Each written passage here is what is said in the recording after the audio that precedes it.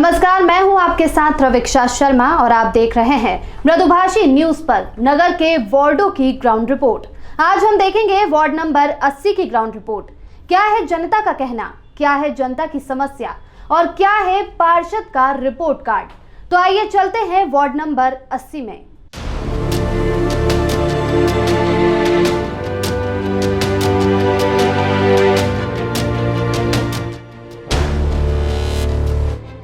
Ward watch की इस कड़ी में आप हैं वार्ड नंबर 80 में। वार्ड नंबर 80 के पार्षद हैं बलराम वर्मा। विपक्षी नेता है संजय मिश्रा। वार्ड नंबर 80 में है अतिक्रमण और ड्रेनेज की समस्या। कितना सही है पार्षद के विकास का दावा। आपको बता दें कि वार्ड नंबर 80 की प्रमुख कॉलोनियां हैं राजेंद्र नगर, वीआईपी परस्पर, वैशाली नगर, सिद्धिपुरम, सूर्यदेव नगर और बुद्ध नगर। आज हम देखेंगे वार्ड नंबर 80 की ग्राउंड रिपोर्ट। क्या है जनता की समस्या और क्या है पार्षद का रिपोर्ट कार्ड। तो आइए चलते हैं वार्ड नंबर 80 में। पिछले 5 साल में वार्ड नंबर 80 के पार्षद की सक्रियता तो दिखी है, लेकिन कुछ इलाकों में समस्याएं अभी भी है।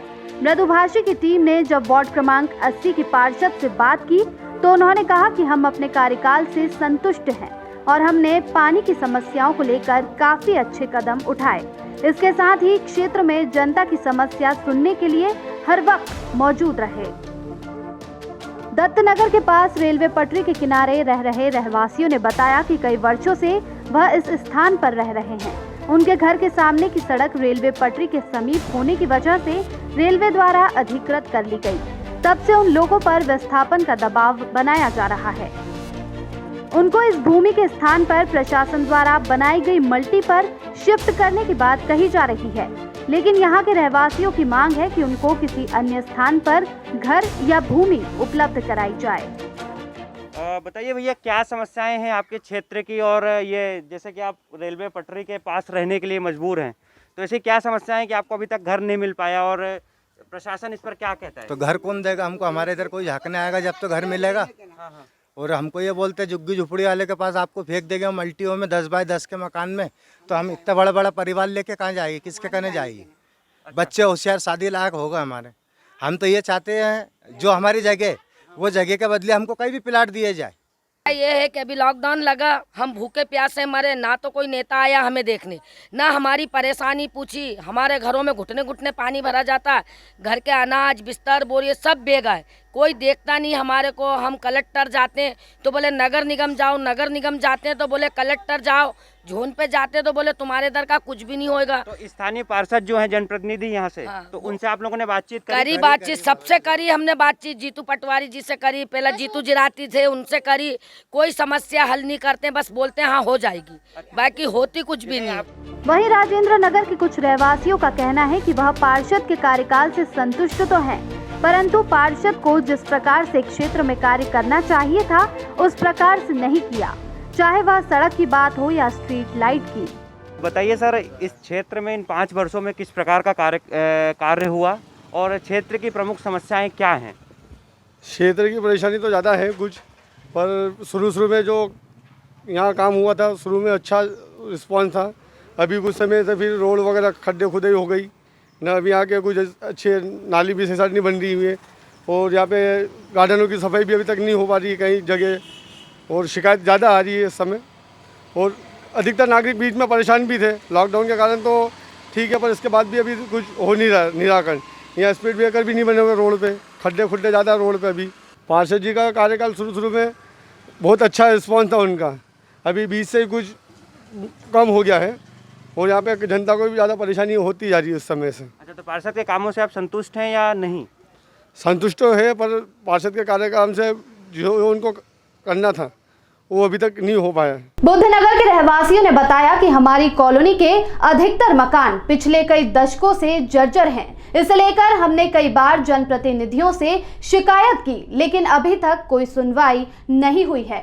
वहीं इलाके के लोगों ने यह भी कहा है कि नगर निगम के सफाई कर्मियों का व्यवहार काफी दुर्भाग्यपूर्ण है, जिसे लेकर हमने कई बार शिकायत की है।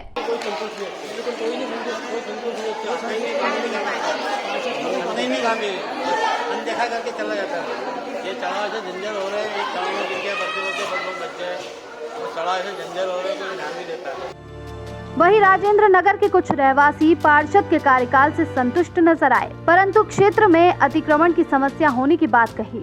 रहवासियों ने मौजूदा पार्षद के कार्यकाल में हुए कामों पर संतुष्टि दिखाई। इस वक्त हम मौजूद हैं ward number 80 doctor Rajendra Prasad, और ये जो क्षेत्र है ये राजेंद्र नगर है। यहाँ पे रहवासी हैं डॉक्टर साहब, और इनसे हम जानते हैं इस वार्ड की क्या समस्याएं हैं और क्या विकास कार्य हुआ है इन 5 वर्षों में। बताइए सर, इस क्षेत्र की जो बेसिक समस्याएं हैं या बेसिक उपलब्धियां हैं वो क्या क्या हैं और किस प्रकार का कार्य हुआ है? नमस्कार। बहुत खुशी है कि यहाँ पहले जो मेजर जो समस्याएं थी वो अब नहीं है, लेकिन हाँ, जो इसके पहले के 5 साल में जो विकास हुआ था उसको मेंटेन बहुत अच्छा रखा है। 2-3 छोटी छोटी ऐसी समस्याएं जो हमको रोज़ फेस करना पड़ती है। पहले पानी का बड़ा प्रॉब्लम था, वो पूरी तरह से समाप्त हो चुका है। सड़कें भी बहुत अच्छी बनी हैं, लेकिन पेवर्स ब्लॉक जो कहीं कहीं लगाए वो आधे अधूरे लगे हैं, पूरी तरह से नहीं लगे हैं। तो कुछ जगह पे हैं, कुछ जगह पे नहीं। तो सौंदर्य में जो वृद्धि होना चाहिए उसकी बजाय ये बड़ा बुरा लगता है कि कुछ जगह पे हैं और कुछ जगह पे नहीं है। दूसरा, यहाँ मेजर जो इशू है वो आ रहा है कि रास्ते जो आड़े आड़े खोद के रखे हैं पाइपलाइन के लिए, उनका भराव का कार्य पूर्ण नहीं हुआ है। इसलिए हर 15, 20, 25 फीट के ऊपर एक आड़ी रास्ता खोद के रखा है, और यहाँ पे कोई भी गाड़ी चलाना आसान नहीं है, वो ब्रेकर्स ही एक तरह से। बाकी सफाई बहुत अच्छी है, इसमें कोई शक नहीं, पानी का कोई दिक्कत नहीं, मेजर ऐसा कोई बहुत बड़ी इशू नहीं है। जैसा कि अभी पूर्व पार्षद हैं यहाँ के जो, तो उनके कार्यकाल से आप संतुष्ट हैं? उनका कैसा कार्य रहा, आप उस पर क्या कहना चाहेंगे? बहुत अच्छा, मैं उन्हें 100 में से 95 मार्क्स दूंगा। बहुत अच्छा काम किया है। उनका पब्लिक कांटेक्ट बहुत अच्छा है। मुख्यतः तो हर एक को व्यक्तिगत नाम से जानते हैं। उनसे वैसे तो उनसे वैयक्तिक रूप से कोई शिकायतें नहीं है। वार्ड नंबर 80 की समस्या जानने के बाद मृदुभाषी की टीम ने पार्षद और विपक्ष का मत जानना चाहा। पार्षद द्वारा अपने विकास कार्यों की गिनती की गई, वहीं विपक्ष के नेता पार्षद के कामों में कमियां निकालते रहे। साथ ही क्षेत्र के कई रुके हुए कामों के बारे में पार्षद पर आरोप लगाते रहे। मैं यहाँ पे 5 साल से पार्षद नहीं हूँ। एक्चुअल में मेरा 2004 से 2010 का भी मेरा कार्यकाल रहा है, और उस कार्यकाल के दौरान मैंने इस क्षेत्र में काफी काम कराए हैं। अन्नपूर्णा मंदिर के आगे से जो लेके ये पूरा जंगल वाला हिस्सा लगता था, बिल्कुल ऐसा लगता था सुनसान एरिया, लेकिन उस समय मैंने मेरे पिछले कार्यकाल में 250 करोड़ रुपए के काम कराए थे। 103 का जो ब्रिज है वो मेरे कार्यकाल में शुरू हुआ था। राजेंद्र नगर का ब्रिज मेरे समय पे शुरू हुआ था, और उस समय लगभग मेरे 25 से 30 करोड़ रुपए की जनसहयोग की सड़कें बनवाई थी, और उसका काफी अच्छा परिणाम भी मिला था। इस बार जब मेरा कार्यकाल आया तो राजेंद्र नगर में सबसे बड़ी समस्या थी कि हमारे वहाँ रेलवे स्टेशन दिखता ही नहीं था। राजेंद्र नगर रेलवे स्टेशन का अतिक्रमण हटाया गया और सड़क चौड़ीकरण किया गया।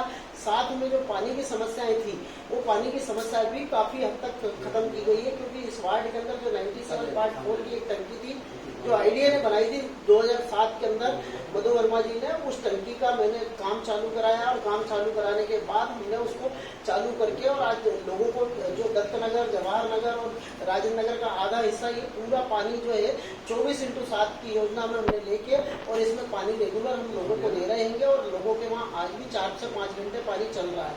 कमलनाथ जी की सरकार ने कभी भी इंदौर ही नहीं, मध्य प्रदेश के कई शहरों में नगर निगम हो या कोई सा भी विभाग हो, उसमें व्यवस्थित व्यवस्थाएं जमाने की पूरी कोशिश करी है। और ये झूठा आरोप हमारे पार्षद महोदय लगा रहे हैं कि ये व्यवस्था, नगर निगम हर चीज में तो टैक्स ले रहा है। क्या नगर निगम के पास में पैसा नहीं है, या नगर निगम के पास में फंड नहीं है? और कमलनाथ जी खुद चाहते थे कि इंदौर शहर एक स्मार्ट सिटी के रूप में यहाँ उभरे, और हमेशा कमलनाथ जी की कोशिश रही कि व्यवस्थाएं और फंड की आप बात कर रहे हैं तो नगर निगम एक चीज में टैक्स ले रही है आज आम जनता से, तो वो टैक्स का क्या हिसाब है?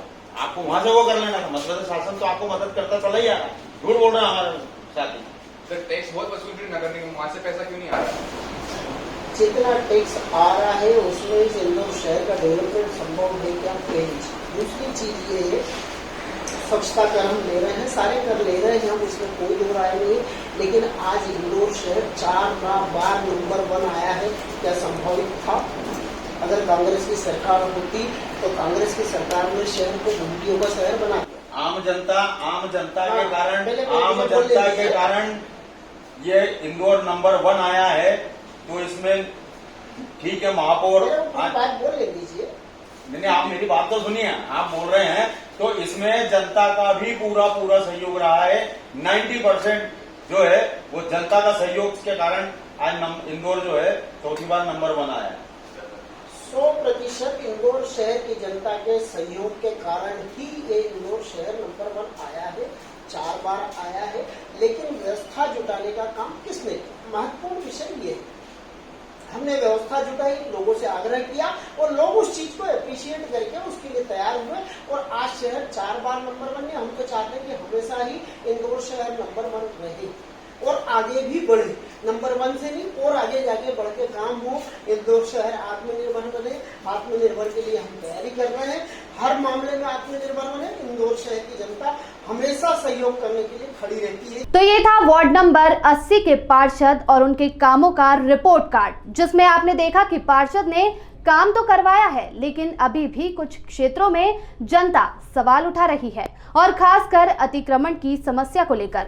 अगली कड़ी में किसी अन्य वार्ड की समस्याओं और समीक्षा के साथ और आपको दिखाएंगे पार्षद के 5 सालों के कामों का लेखा जोखा। देखते रहिए वार्ड वॉच, सिर्फ मृदुभाषी न्यूज पर।